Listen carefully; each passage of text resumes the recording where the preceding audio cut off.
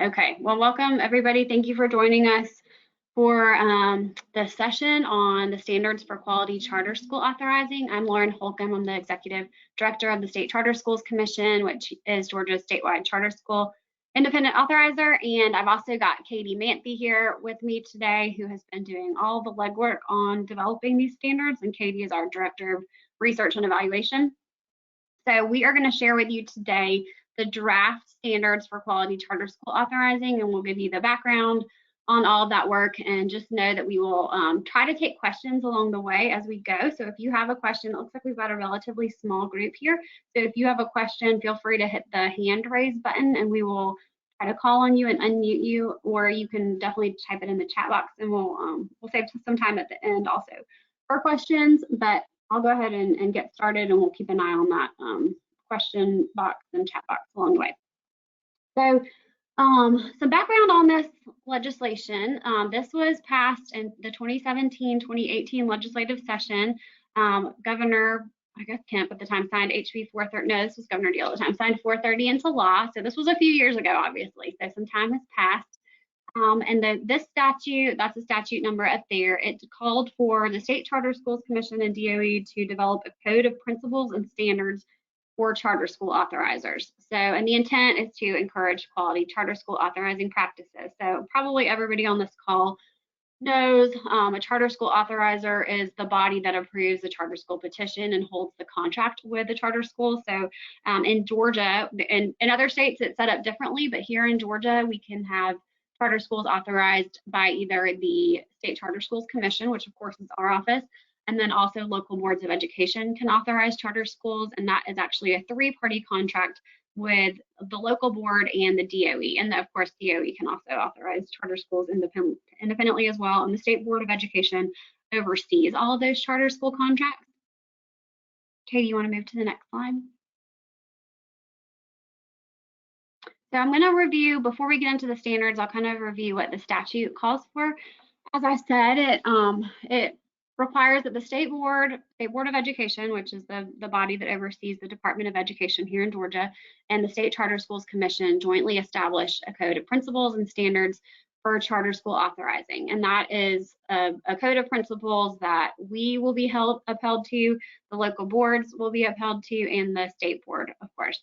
And just being a high quality authorizer. And here are the elements that it has to include. I know that y'all can read, but I'll review them really quickly. Maintaining high standards for approving charter petitions, which is, of course, one of our very first obligations that you have as an authorizer, is reviewing those charter petitions on the front end and ensuring that you're only approving really high quality schools. Establishing high performance standards for charter schools, and it's really a best practice for those performance standards to be grouped into the areas of academic, finance, and operations. A charter school authorizer is charged with monitoring, evaluating, and reporting charter school progress in these three areas. One of the most important things that you do as a charter school authorizer, you need to make sure that you're ensuring that schools are doing what they are supposed to do, that they are serving students in line with the law, that kids are getting great opportunities, and then also transparently reporting that, because we want families and the public to be able to know about how all of our public schools, and especially charter schools that have been given more flexibility, are performing. The fourth area is upholding charter school autonomy and school governance and all elements of the program. So it's not our job as an authorizer to really tell you how to do the work or what you're supposed to do. We're just supposed to be that oversight body to say, are you doing what you were supposed to do, and are you doing it well? The fifth area is protecting students and holding charter schools accountable. So we all probably know about the charter bargain. Charter schools are given additional flexibility and autonomy, and in exchange for that, there's additional accountability. And the authorizer's job is to uphold that accountability. And then lastly, protecting the public interest and holding charter schools accountable for governance, management, and oversight of public funds. So this is what the statute says. And then this next part of the statute calls for, once those standards are developed, how will it be implemented? So the state board is supposed to provide for the annual review of local boards of education by an independent party. So that means once we get the standards developed, the state board will contract with a third party to come in and actually evaluate authorizers on their performance every year. Then there's also an accountability component of this as well. So a charter school that's authorized by a local board of education that fails to meet the principles and standards of quality authorizing for 2 consecutive years can petition to transfer to the SCSC. So then this last line here says, of course, in its discretion, we can approve those petitions that are authorizing after if they've been authorized by a local board that failed on the authorizer standards. So I want to be very clear on this piece that if you are, I don't know if we've all got all state charter schools here, if we have some local boards here, but this doesn't necessarily mean that any local charter school that is authorized by a local district that has trouble performing well on the authorizer standards, it doesn't guarantee that transfer. It just means that if you're in the middle of an existing charter contract with a local board that has failed twice, you have the right to petition to the commission. It's not a guarantee of acceptance to the commission. And of course, when we're looking at any petitions, whether it's a startup or a transfer, we're seeing, do we think that you're a high quality charter school and that you would have the potential to help us uphold our mission, which is to give kids better opportunities? And do we think that you would perform well on the authorizer or on the comprehensive performance framework, which is our accountability tool? And then C here also says that the commission will adhere to the principles and standards for authorizing practices. So this says basically it's not only local boards that are subject to these requirements, the commission is also subject to those requirements, and it's our job to ensure that we are annually evaluated on those. So we're developing these standards, but we will also be subject to them. And then lastly, D here says that the state board will provide for or approve training for both DOE staff and local boards of education on the authorizing practices. So once we get these standards finalized, the department is planning on rolling out some training requirements before that evaluation is actually implemented. And Lauren, before we go to the next slide, we had a question about whether this applies to local charter schools or state charter schools, and I responded in the question chat box. I'm not sure if, as I'm looking at it now, I don't know if it came through to everybody or not, but you've probably caught on after the information that Lauren has just shared, but this is applicable for all charters, whether you're local or a state. So I want to, the questioner may have been intending this way, but I want to make sure it's clear. So these standards are not standards that charter schools independently will be subjected to. It's something that your authorizer will be subjected to. So you have your own standards, whether you're a state charter school or a local charter school. There are already standards in place based on your charter contract that you are being evaluated on. This is a set of standards and principles that your authorizer will also be evaluated on. So this shouldn't be a lot of work for schools. I mean, we will be collecting information from schools as part of this process to ensure that your authorizer is basically doing what they're supposed to be doing. But this is an accountability tool for authorizers, not for charter schools. I just want to be clear about that. Okay, Katie, next slide if you're ready. Okay, Katie, I'll start this and then you can add on, and then I think you're going to walk us through the standards, but I'll just give you a little bit of an overview of how we're looking at the standards. So we are in the middle of drafting them. We have a final draft of standards, but we want to get feedback from you. We know that we are not, we're not experts on everything. We have kind of our state perspective, but there's a lot of important perspective that needs to be gathered from both local authorizers and charter schools, both state charter schools and local charter schools, really about, what are you seeing from your authorizer that you think is important and that needs to be captured here in these standards. So we have tried to draw from best practices in other states, and very specifically from the National Association of Charter School Authorizers, which is kind of the body that it doesn't oversee, but it's the member organization for charter school authorizers, because just like we have the Charter Schools Association, there's an association for authorizers as well, and they have developed some draft standards around best practices. And so we're capturing that. We're of course capturing Georgia laws around what authorizers are supposed to do. And we looked at some other states as well. So Katie, as I said, has really taken the lead on this work, and she's looked at many other states that already do this work and seen what they have included in their evaluation processes and what their standards look like, how they weigh it, how they get feedback, all of that. So the 5 kind of principles or core areas for the standards are really based around the core functions of an authorizer's office, and that is authorizer commitment and capacity, the petition process, performance contracting, oversight and evaluation, and then renewal and termination. Katie, I'll let you add in anything that you want to here before we kind of walk through each standard. Nope, I think we are good. I'll just go ahead and move on to the next slide, and we'll jump right into it. So within that first category of standards of the authorizer commitment and capacity category, the first standard that we have is human resources. It's related to human resources in the Charter Authorizing Office, and it states that the authorizer dedicates appropriate personnel to carry out its authorizing obligations. So when we think about that, we think about, we're thinking about like how many schools does this authorizer oversee, and then how many staff does it have to do that work? Do they have an appropriate number of staff for the number of charter schools that they have? And then are those staff qualified to do this work? Does anybody have, if there's a fiscal oversight analyst, do they have background in that space? And then are those staff, actually carrying out functions that are related to these core authorizing principles that we kind of just went over? So, on a whole, what this is looking at is, how does this office function? Is it dedicated to doing the work that's outlined there, and does it have appropriate staff to carry out that work?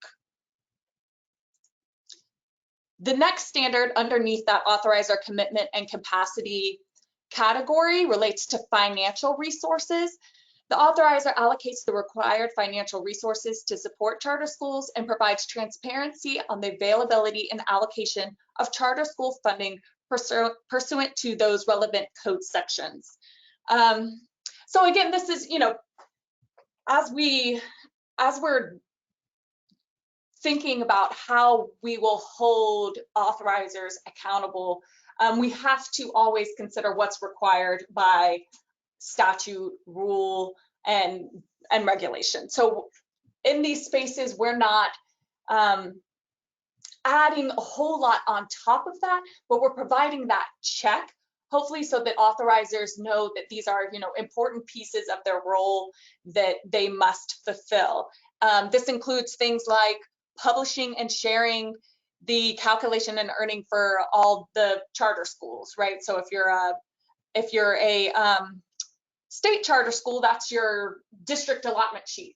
Is that being published on the GaDOE website? Is it being, for local schools, are the allotment sheets for your local school, is that being shared with you? Do you have access to that as a charter school?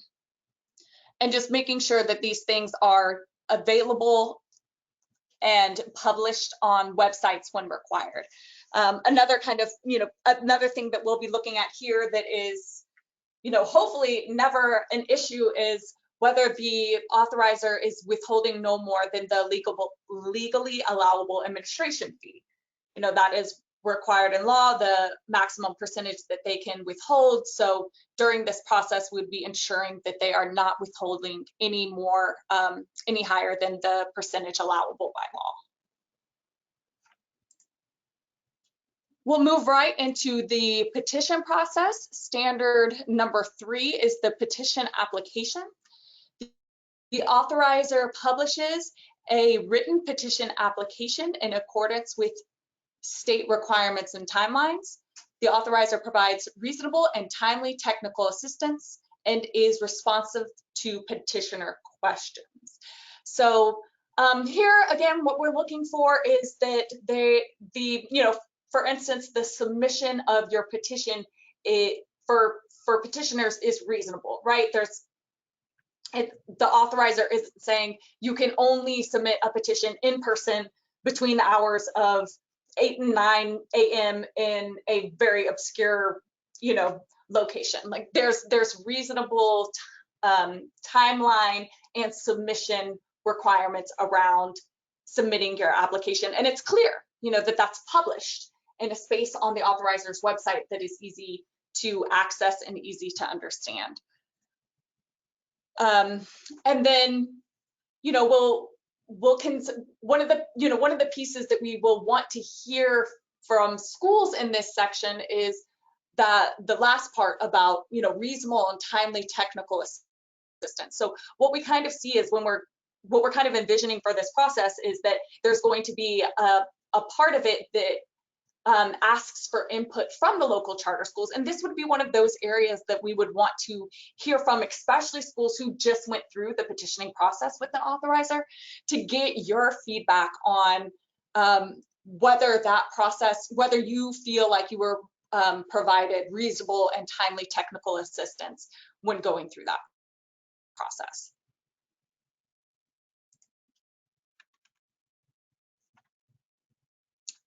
The fourth standard, we're still under the petition process here, is that the authorizer conducts petition review in accordance with state requirements. The petition review includes an evaluation team of no fewer than 3 individuals with diverse expertise, with at least one of the individuals having charter school experience, and the review is free of conflicts of interest. And so when we say charter school experience here, we are not being so specific that we mean that the person has to have worked at a charter school but in a recent time frame. But what we are looking for is someone who is in the charter space, whether they've worked at the school or they have worked at an association or a state agency that works with charter schools, somebody that is familiar with the charter landscape. We want someone with that expertise on the board, as well as other relevant areas of expertise. Additionally, that the review is free of conflicts of interest. Again, how is the authorizer verifying that there are no conflicts of interest? Are they requiring that their panelists submit a affidavit or a signed form that says that they do not have any conflicts of interest? And then just ensuring that, we put the 3 individuals in there because we want to ensure that there are enough people reviewing the petition so that there wouldn't be questions around the other 2 elements, right?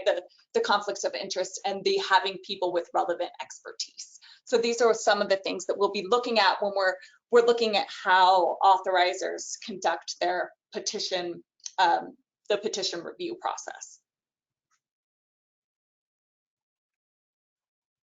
Petition decisions. The authorizer grants charters only to petitioners that have demonstrated competence and capacity to succeed in all aspects of the school, consistent with the expectations established in the performance contract. The authorizer makes petition decisions that are free from conflict of interest. Again, that same kind of parameters around conflicts of interest. And then expectations that are established in the performance contract, we will go over what we're kind of expecting authorizers to include in the performance contract on later slides.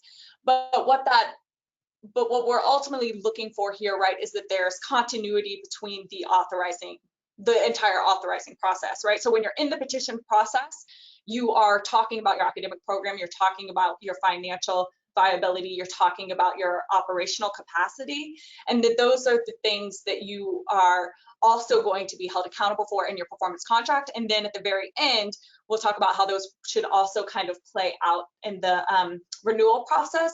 So you'll hear us talk about those aspects throughout this entire talk about the standards, because that's really, we really want to see that continuity throughout the authorizers authorizing work.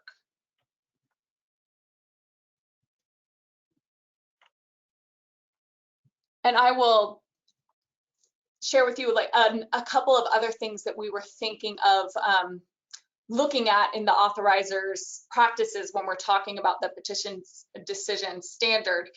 Does the authorizer share with the petitioner a written letter explaining any deficiencies if they were denied, so that way the petitioner knows exactly why they were denied and they can work on those things. Are those recommendations shared with petitioners in the time frame that's outlined by law? So different things like that. Those are some of examples of more detailed level of practices that we'd be looking for to see if an authorizer was fulfilling this standard.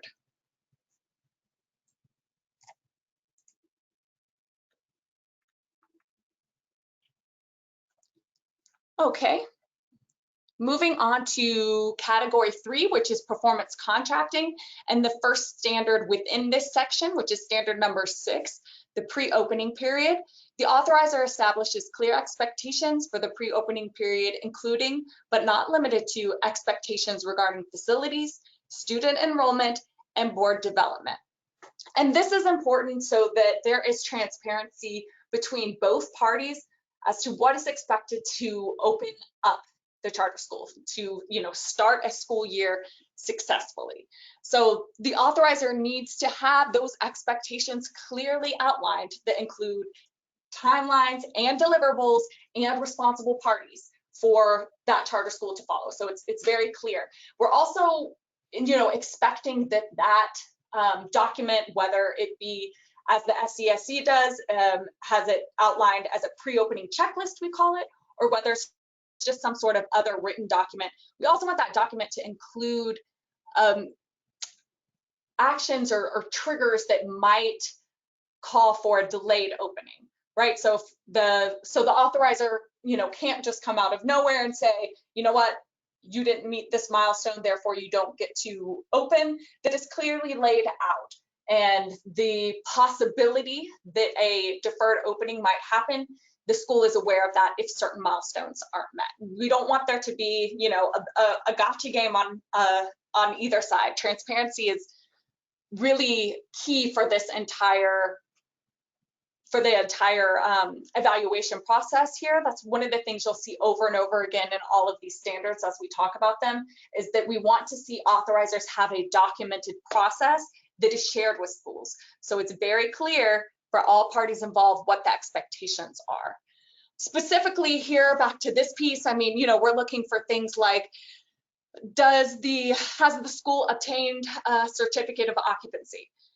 Have they been approved by the Georgia Department of Education Facilities Division? Do they have an emergency plan? So some of these big key items we want the authorizer to have outlined in their pre-opening materials.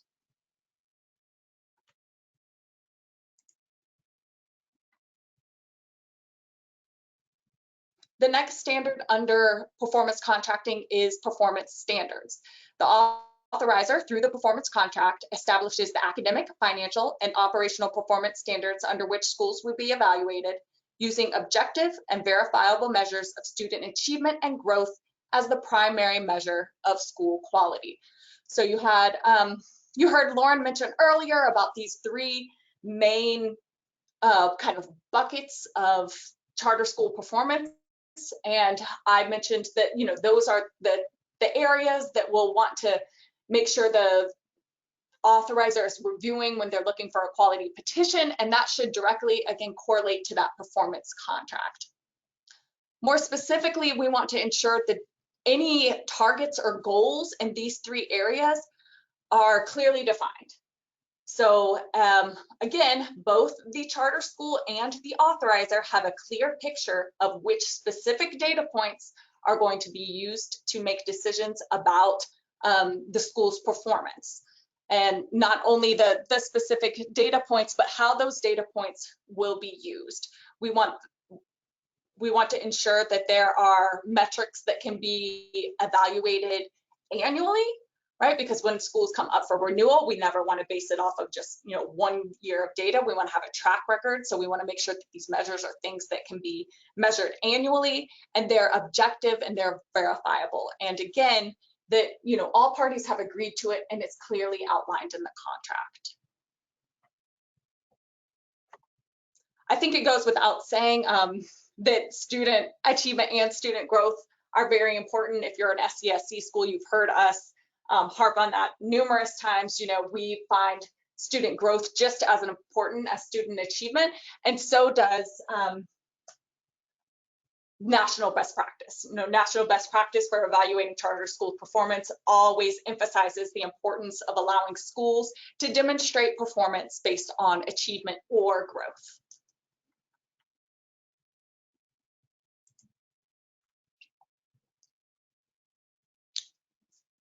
Next, we're still under performance contracting here. We're on standard number 8, and it's contract terms, and it's pretty straightforward here. The author executes an initial charter contract for a term of 5 years that clearly outlines the rights and responsibilities of the school and the authorizer. This is pulled, directly from, I think, it's either state law or state board rule that the initial contract term must be 5 years.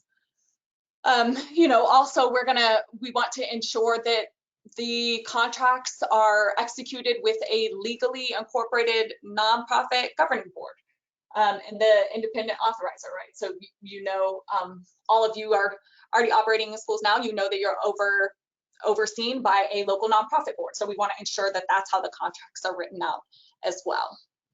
So this is pretty straightforward. Like I said, again, there's certain things that are clearly outlined in law, and this evaluation of authorizers is a check to ensure that the authorizer is following some of these key pieces of applicable rule and law.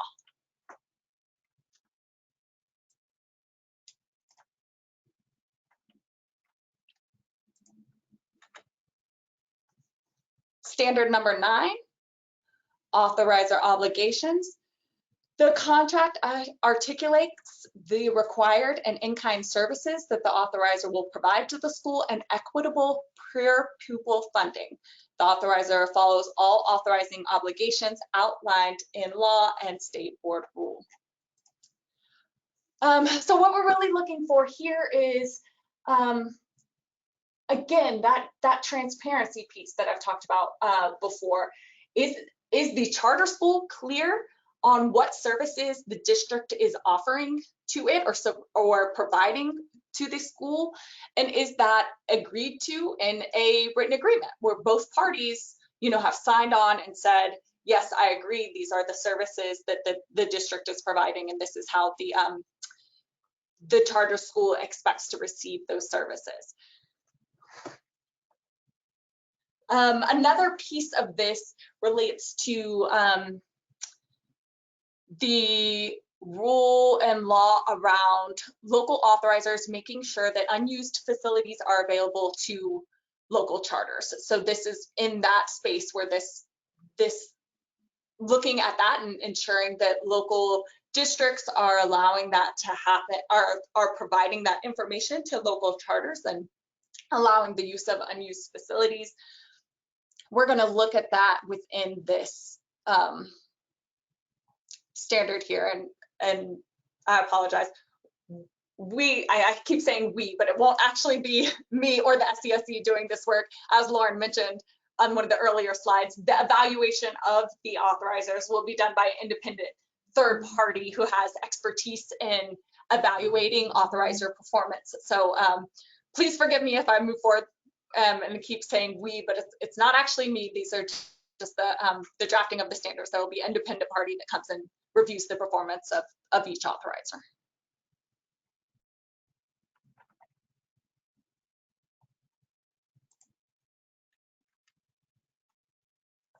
Okay, moving into the next category, which is oversight and evaluation. Compliance monitoring. The authorizer defines, communicates, and effectively implements the processes, methods, and timing of collecting and reporting school performance and compliance information. The authorizer conducts school visits as appropriate and necessary and annually publishes school performance data. Okay, that is a lot, but again, it is somewhat detailed in all of the words because again, we want there to be transparency, right? As Lauren mentioned earlier, one of the most important things that a authorizer does is monitor the charter school throughout the charter term. One of those things is the on-site charter visits.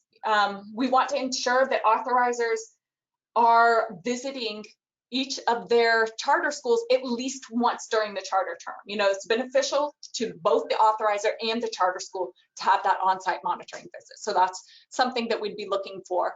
And then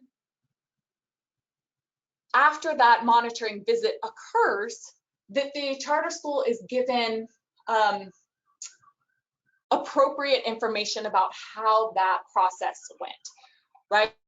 Is the authorizer providing their charter schools a written compliance letter that talks about the different areas that were reviewed during the compliance visit, how those relate directly to applicable rule and law, and any areas of improvement that are needed. And again, as I've mentioned before with all of these, this entire process needs to be documented and clear between both parties, right? So the entire oversight and evaluation process should be outlined, and both parties understand the requirements on both sides. It should also align to the performance contract, again, to those sections, to the academics, finances, and operations of a school. During the on-site monitoring visit, that's where the focus should be in each of those areas as it relates to the performance contract.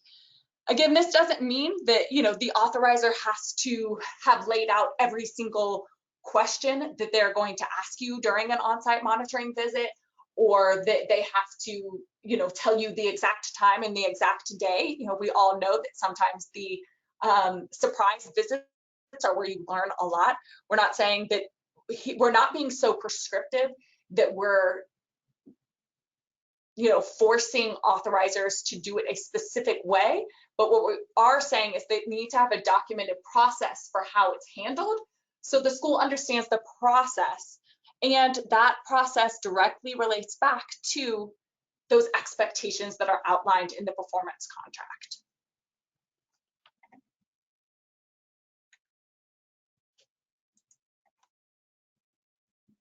Next, intervention. So, for instance, following, let me read the standard first, sorry, I'm getting ahead of myself. Standard 11, intervention. The authorizer gives schools evidence-based and timely notice of contract violations or performance deficiencies and allows schools reasonable time and opportunity for remediation.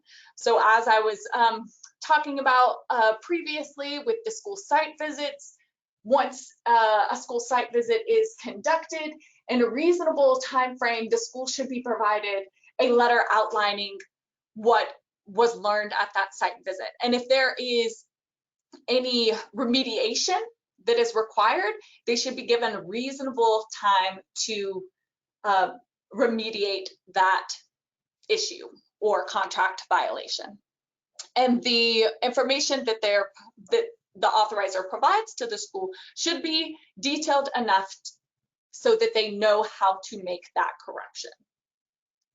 Again, this is an area that we will, of course, want to get feedback from local schools on, as far as how they have experienced this process with their authorizer.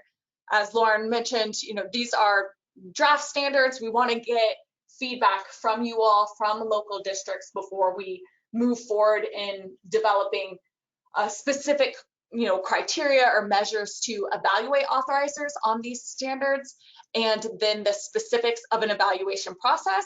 But we do envision that there will be a component of the evaluation process that allows for schools' feedback on these different standards. So we would expect that, as a local charter school or state charter school, you are allowed the opportunity to provide feedback and say, if you felt like you were not allowed reasonable or adequate time to remedy an area of noncompliance.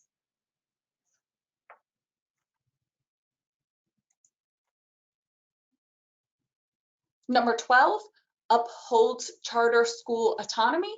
The authorizer upholds charter school autonomy and school governance, instructional program implementation, personnel, and budgeting by refraining from directing or participating in educational decisions or choices that are appropriately within a school's purview under the charter law or contract. So again, what this would be somewhat of a holistic review of the authorizer's practices, right? If we're reviewing authorizers' documentation for their monitoring and evaluation practices, for their performance contracting, if there's anything that really stands out there that looks like they are overstepping their bounds as an authorizer, this is where something like that would come into play. And again, another good area for schools to provide feedback of how their interactions have been with their authorizer.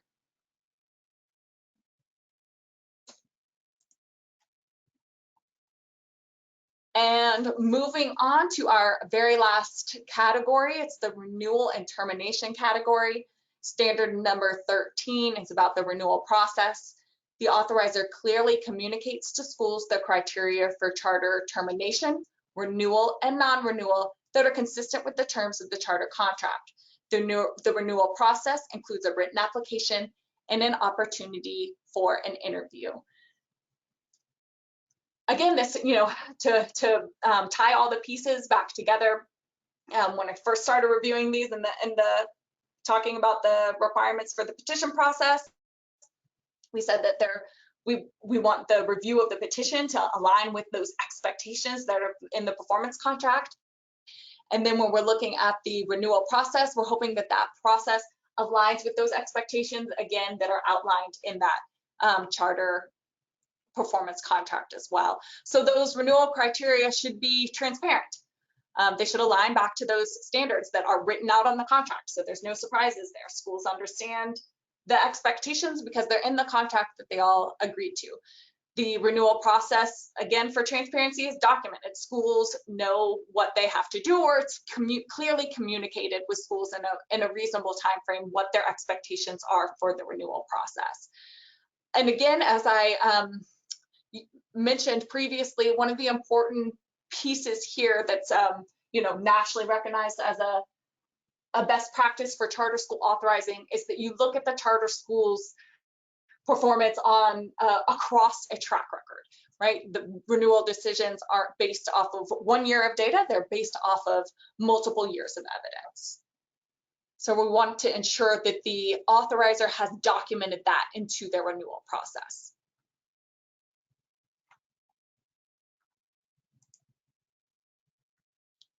Renewal decisions. The authorizer bases renewal decisions on a thorough analysis of a comprehensive body of evidence as defined in the charter contract, with objective and verifiable measures of student achievement and growth as the primary measure of school quality, which is a repeat of what we said we wanted to see in the performance contract. The authorizer ensures the renewal decision-making process is free of conflicts of interest. Again, this kind of goes right back to the same process expectations that we have for authorizers to carry out in the petitions process. We want to see the same types of things in the renewal process. Do you have a conflict of interest policy? Are the reviewers that are on your renewal panel, have they completed that conflict of interest affidavit or something of the like? The authorizer promptly communicates renewal decisions to the school community and public within a time frame that allows parents and students to exercise choices for the upcoming school year. This has to purposely be kind of open-ended here, because a lot of the renewal decisions come down to the availability of data. So, although it would be great if we could be very prescriptive here and, provide a specific number of months or specific timeline around when renewal decisions must be made. We all know that we're subject to the availability of data, and we want to ensure that we have the most and highest quality of data available when making decisions. So we really want to ensure that once that data becomes available, charter school authorizers are, then ramping up their process to ensure that they are providing the public the most amount of time as appropriate to make these decisions.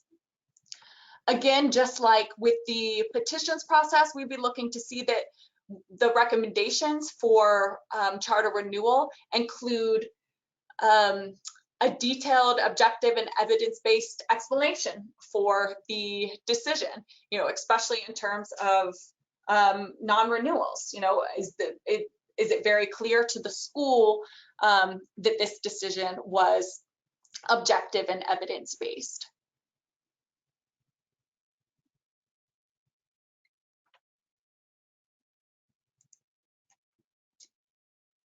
And then finally, closure and termination. In the event of school closure, either at the conclusion of a charter term or midterm, the authorizer oversees and ensures the school governing board and leadership carry out a detailed closure protocol that includes the provisions outlined in the charter contract, such as ensuring timely notification to parents, orderly transition of students and student records to new schools, the disposition of school funds, property, and assets in accordance with law, rule, and contract terms. So again, this kind of states out everything that we would expect to see an authorizer do here, but we want the authorizer to have this process documented, right? Again, so it's very, they're not scrambling when a school must close to understand what obligations need to be carried out by the authorizer, what needs to be carried out by the school. So whether the authorizer has ever had to close a school or not, we still want them to have a documented process for handling it. So it won't, it won't necessarily be a review of school closure if the authorizer has never done that before, but just a review of that documented policy.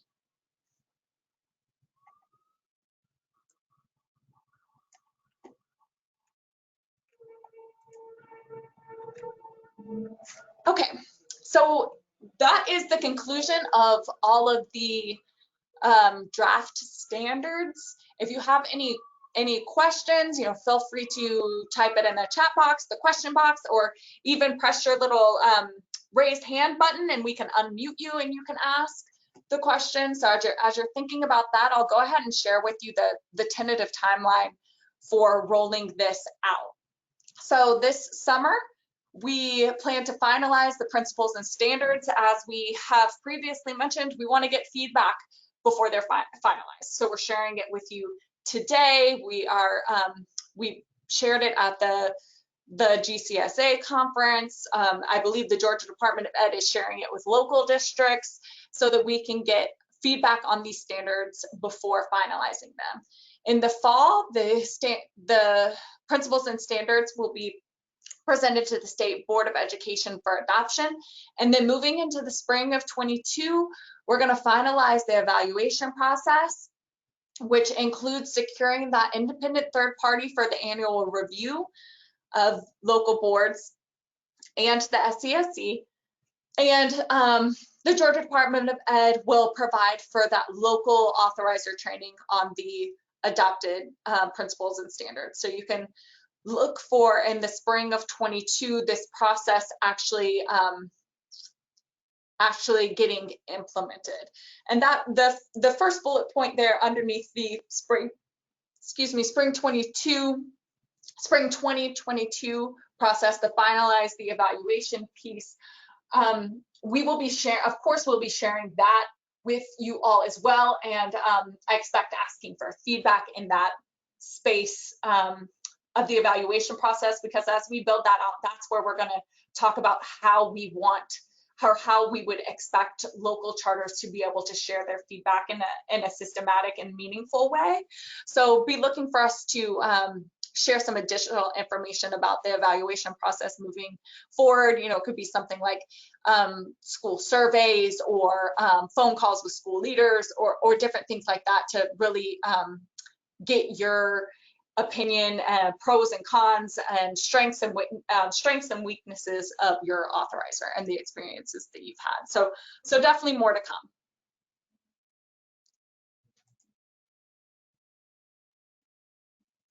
I've already said feel free to ask questions. I won't stay on this slide, but I know that this was a lot, and we're recording this webinar right now. We'll post this to our website. We'll also just post the slides so that you can run through the slides again. And if you come up with any questions or feedback, please share it with us. We would like you to share it with both Lauren and I from the State Charter Schools Commission, and then also Tiffany Taylor, who is the Deputy Superintendent of Policy, Flexibility, and External Affairs at GaDOE, and Alan Mueller, the Director of District Flexibility and Charter Schools Division at GaDOE as well. I know that's a lot of people to include on one email, but we're all that way. We're hoping that none of us overlook any feedback. So as you are pondering the things that we shared with you today, and you go back and look at those slides and talk with other people in the charter sector as you have feedback around these standards or things that you want to make sure get included, or suggestions for how you think the evaluation process should occur and charter schools' role in that process, we are open to feedback. So please share with us. And I'll just add, this is Lauren again, you know, none of this is supposed to directly impact charter schools in the sense that this won't be, you know, you won't be evaluated on these standards or anything like that. What we're really seeking feedback from charter schools on is, do these reflect what you think your authorizer needs to be doing? I mean, there are certainly national best practices and legal requirements around authorizing, but we know that, you know, you have a different perspective than we do. So we want to capture that perspective and ensure that we're getting any feedback. So state charter schools, you know, don't be shy about saying if there's something that you think the commission needs to be doing as an authorizer that we're not doing or that we could do better. You know, we're not afraid of feedback. Feel free to share that.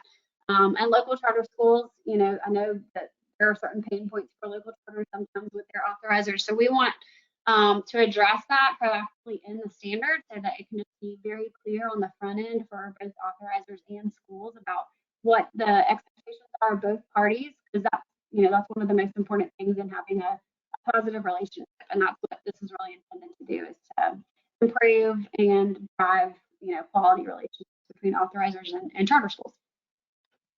And I see a question here that says, I'm a new board member, still learning a lot. Is this all new that is going to be implemented? So yes, to answer that question, this is all new. This is a requirement that is coming out of a law that was passed a few years ago, 2017, 2018, and it calls for the state to develop these standards for authorizers. It's about authorizer accountability. So we know a lot about school accountability, charter school accountability. This is authorizer accountability. So it's just ensuring that authorizers are upholding their obligations and doing all the things that they should be doing to, you know, drive quality.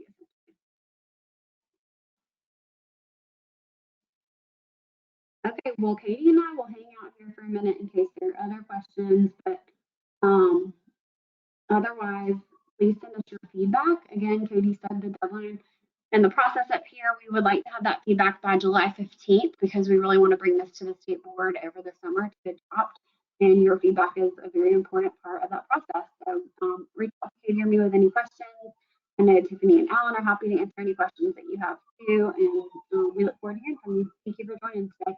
And one last thing, this is being recorded. We will post the recording on our website. So if you want to share it with any of your fellow board members or school colleagues, anything like that, we'll make sure that the link is very accessible for you.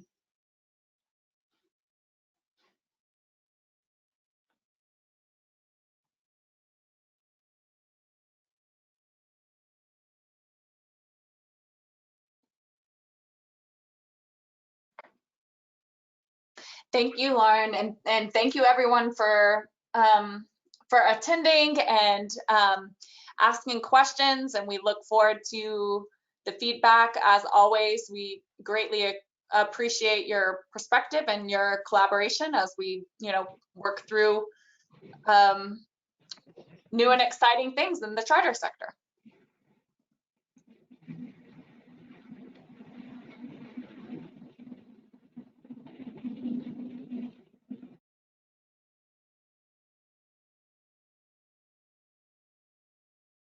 I am not seeing any more questions at this time, so I'm going to go ahead and end the webinar.